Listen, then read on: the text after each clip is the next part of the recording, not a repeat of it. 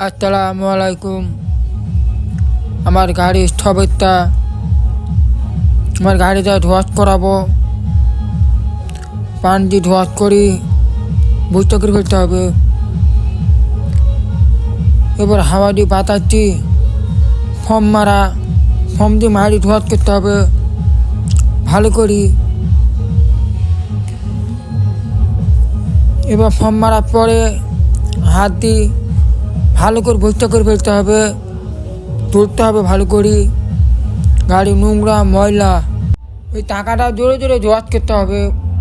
ধোয়াশ করার পরে আবার পান মারতে হবে। ধোয়াশ করার পরে গাড়ি তেল বার করতে হবে। তেল বার করার পরে অল্প একটু মোবিল দেবেন, হাওয়া দিয়ে বাতাস দিয়ে তেল মারাতে হবে। তেল মারার পরে গাড়ি নতুন হয়ে যাবে।